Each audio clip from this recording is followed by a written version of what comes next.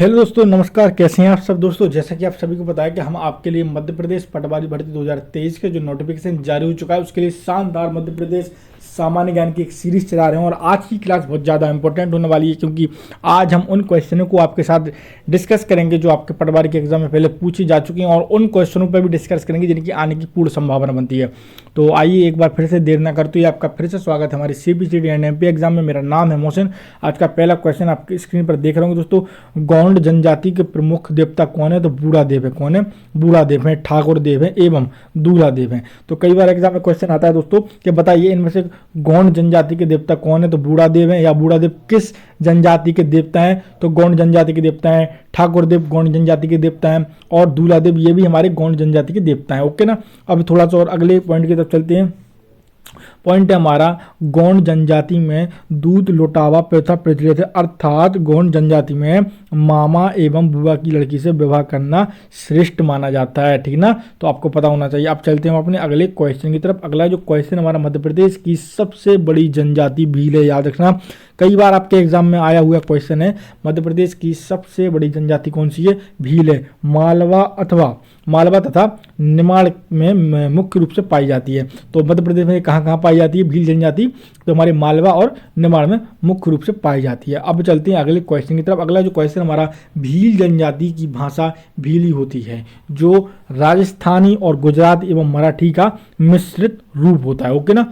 अब चलते हैं अगले क्वेश्चन की तरफ। उससे पहले आपको एक और इन्फॉर्मेशन देना चाहूँगा। आज शाम 6 बजे आपके लिए मध्य प्रदेश प्रबंधन, जो आपकी पटवारी में एक नया सिलेबस जोड़ा गया है प्रबंधन का, सामान्य प्रबंधन, उसकी क्लास आज शाम 6 बजे से स्टार्ट हो जाएगी। और प्रतिदिन आपके लिए मध्य प्रदेश का जो पटवारी परीक्षा में एक नया सिलेबस जोड़ा गया है पंचायती राज को हटाकर, सामान्य प्रबंधन मैनेजमेंट का, शाम 6 बजे से आपकी क्लास रहेगी दोस्तों। और बिल्कुल शून्य लेवल, बिल्कुल बेसिक लेवल से आपको वहाँ पर क्वेश्चन समझाए जाएंगे, पढ़ाए जाएंगे।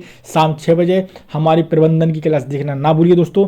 और आपको पता होगा सुबह 11 बजे कंप्यूटर क्लास, 3 बजे आपके लिए सामान्य ज्ञान क्लास और 6 बजे हमारी प्रबंधनी क्लास और रात 8 बजे आपके लिए हिंदी स्पेशल पटवारी के लिए। ठीक है ना। ये सारी क्लासें चल रही है सब पटवारी की टारगेट के लिए। मैंने ऑलरेडी एक व्हाट्सएप ग्रुप बना दिया, अगर आप उससे भी जुड़ना चाहते हैं तो नीचे मैंने नंबर दे दिया डिस्क्रिप्शन में, वहां पर अपना पूरा नाम और जिले का नाम हमको टाइप करके मैसेज कर दे, हम आपको जल्द से जल्द ग्रुप में ऐड कर लें। आइए चलते हैं अपने क्वेश्चन की तरफ वापस। ग्राम न्यायालय स्थापित करने वाला भारत का पहला राज्य मध्य प्रदेश है। इसके बाद अगले क्वेश्चन की तरफ चलते हैं। राज्य का प्रथम समाचार पत्र ग्वालियर अखबार था। कई बार एग्जाम में आया हुआ क्वेश्चन है। राज्य का प्रथम समाचार पत्र कौन सा था? ग्वालियर अखबार था, जिसकी शुरुआत 1844 में की गई थी। ग्वालियर से जी उर्दू भाषा में, याद रखना, उर्दू भाषा में निकला हुआ साप्ताहिक अखबार था। ठीक है ना। यानी सप्ताह में केवल एक ही दिन जारी होता था और उर्दू भाषा में होता था। ठीक है ना। 1940 में इसकी शुरुआत की गई थी। अब चलते हैं अपने अगले पॉइंट की तरफ। अगला जो हमारा पॉइंट है, हमारा राज्य में हिंदी भाषा में प्रकाशित होने वाला प्रथम अखबार मालवा अखबार था। अब यहाँ पर बात होती है कि हिंदी भाषा में प्रचलित या प्रकाशित होने वाला प्रथम अखबार हमारा कौन सा था? तो मालवा अखबार था, जिसकी शुरुआत 6 मार्च 1848 को इंदौर से की गई थी। तो जो हमारा पहला हिंदी भाषा में अखबार था उसका नाम क्या था? मध्य प्रदेश में मालवा अखबार था।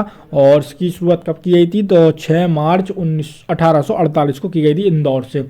आगे चलते हैं हम अपने अगले क्वेश्चन की तरफ। अगला जो क्वेश्चन है हमारा, मध्य प्रदेश हिंदी भाषा में गजेटियर प्रकाशित करने वाला भारत का प्रथम राज्य बनाया। याद रखना दोस्तों, गजेटियर की जब भी बात आती है तो मध्य प्रदेश ऐसा पहला राज्य था भारत में जो गजेटियर को हिंदी में प्रकाशित किया था। ठीक है ना।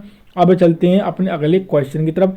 अगला जो हमारा क्वेश्चन है दोस्तों, मध्य प्रदेश राज्य निर्वाचन आयोग का गठन 19 जनवरी 1994 को किया गया था। इसके प्रथम आयुक्त श्री NV लोहानी थे। ठीक है ना। तो हमारा मध्य प्रदेश राज्य का निर्वाचन आयोग था, गठन कब किया गया था? 19 जनवरी 1994 को किया गया था। लेकिन इसके प्रथम जो आयुक्त थे वे कौन थे? श्री NV लोहानी थे।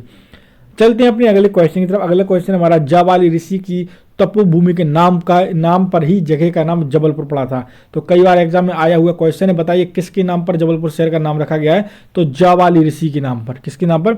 जाबाली ऋषि की तपोभूमि के नाम पर ही इसका जबलपुर नामकरण किया गया है। चलते हैं हम अपने अगले क्वेश्चन की तरफ। पचमढ़ी समुद्र तल से ऊंचाई कितनी है? 3555 फीट की ऊंचाई पर स्थित है। इस स्थल की खोज का श्रेय ब्रिटिश साम्राज्य के एक अधिकारी कैप्टन J फॉरसीथ को जाता है। याद रखना दोस्तों। और मध्य प्रदेश का एकमात्र हिल स्टेशन और जैव आरक्षित क्षेत्र हमारा पचमढ़ी ही है। अगला क्वेश्चन हमारा, मोगली लैंड सिवनी जिले के पेंच राष्ट्रीय उद्यान में स्थित है। ये भी क्वेश्चन आपकी व्यापम की परीक्षा में बार बार पूछा जा रहा है कि बताइए मोगली लैंड कहाँ पर है, तो सिवनी जिले के पेंच राष्ट्रीय उद्यान में स्थित है। चलते हैं अगले क्वेश्चन की तरफ। अगला क्वेश्चन हमारा, भारत की पहली मोबाइल बैंक सेवा मध्य प्रदेश में लक्ष्मी वाहिनी बैंक के नाम से आरंभ किया गया है। ठीक ना, कौन सी मोबाइल बैंक सेवा कहाँ है, क्या नाम है, लक्ष्मी वाहिनी बैंक सेवा प्रारंभ किया गया। यह बैंक एक गाड़ी में स्थापित है और गांव गांव जाकर लोगों को बैंकिंग की सुविधा उपलब्ध कराती है। एक पूरी एक गाड़ी है दोस्तों, ट्रक टाइप का है, उसी में ये लोग क्या किए हैं, उसी में ये अपना पूरा एक बैंक खोले हैं और उसी के अंदर पूरा काम चलता है। ठीक है, गाँव गाँव जाती है जी। आगे चलते हैं अपने अगले क्वेश्चन की तरफ। बेरोजगारी भत्ता देने वाला भारत का पहला राज्य मध्य प्रदेश बना हुआ है दोस्तों। इसके साथ अगला जो क्वेश्चन हमारा, मध्य प्रदेश की सर्वप्रथम नगर पालिका दतिया है। याद रखना, कई बार एग्जाम में क्वेश्चन आया है। मध्य प्रदेश की सर्वप्रथम नगर पालिका दतिया थी, जैसे 1950 में बनाया गया था। ठीक है ना। अब चलते हैं अपने अगले क्वेश्चन की तरफ। सिंगरौली मध्य प्रदेश की ऊर्जा की राजधानी के नाम से जाना जाता है। जो सिंगरौली जिला है मध्य प्रदेश की ऊर्जा की राजधानी के नाम से इसलिए जाना जाता है क्योंकि वहां पर बहुत बड़े कोयला भंडारण है। ठीक है ना, कोयला का भंडारण है। चलते हैं अगले क्वेश्चन की तरफ। जबलपुर में मध्य प्रदेश का पहला नगर निगम है। तो मध्य प्रदेश में पहली जिला जो बना था वो दतिया था और नगर निगम पहला हमारा जबलपुर बना था, जिसे 1834 में बनाया गया था। अब चलते हैं अगले क्वेश्चन की तरफ। अशोकनगर जिले के मुगावली में मध्य प्रदेश की पहली खुली जेल स्थित है। तो अशोकनगर जिले के मुगावली में मध्य प्रदेश की पहली जेल जो है वो खुली है। ठीक है ना, अब खुली जेल है। ठीक है, अब दोस्तों एक और इन्फॉर्मेशन आपको देना चाहूँगा। अगर आप अभी तक हमारे व्हाट्सएप ग्रुप से नहीं जुड़े हैं तो जल्द से जल्द व्हाट्सएप ग्रुप से जुड़ जाइए, क्योंकि वहाँ पर हम आपको जॉब से रिलेटेड अपडेट तो देते ही देते हैं, इसके साथ साथ आपको हम वहाँ पर PDF प्रोवाइड कराते हैं। और दूसरी चीज़, आपको और भी इन्फॉर्मेशन पटवारी के जो महत्वपूर्ण है, जैसे हिंदी की कुछ PDFs हुए, नोट्स हुए, वो भी प्रोवाइड कराएं। तो अगर आप अभी तक हमारे व्हाट्सएप ग्रुप से नहीं जुड़े तो जल्दी जुड़ जाइए दोस्तों, और इंस्टाग्राम पेज को भी फॉलो कर लीजिए, उसकी लिंक भी मैंने डिस्क्रिप्शन में दे दी है दोस्तों। आगे चलते हैं दोस्तों हम अपने अगले पॉइंट की तरफ। और इंदौर में मध्य प्रदेश का पहला सूखा बंदरगाह स्थित है। याद रखना कहाँ पर दोस्तों, इंदौर में है। चलते हैं अगले क्वेश्चन की तरफ। मध्य प्रदेश का पहला आदिवासी खेल विद्यालय अलीराजपुर में स्थित है दोस्तों। कहाँ है दोस्तों, मध्य प्रदेश का पहला आदिवासी खेल विद्यालय भी हमारा अलीराजपुर में स्थित है। चलते हैं अगले क्वेश्चन की तरफ। और अगला जो क्वेश्चन हमारा, मध्य प्रदेश में जंतर मंतर उज्जैन जिले में स्थित है, जिसका निर्माण राजा सवाई जय सिंह ने 18वीं शताब्दी में कराया था। तो मध्य प्रदेश में जंतर मंतर कहाँ स्थित है दोस्तों, हमारे उज्जैन जिले में स्थित है। अब चलते हैं अपने अगले क्वेश्चन की तरफ। अगला जो क्वेश्चन है हमारा वह हमारा, मालनपुर औद्योगिक क्षेत्र मध्य प्रदेश के भिंड जिले में स्थित है। तो मालनपुर औद्योगिक क्षेत्र कहाँ है दोस्तों, भिंड जिले में स्थित है। यह मध्य प्रदेश का दूसरा सूखा बंदरगाह के नाम से जाना जाता है दोस्तों। ओके ना।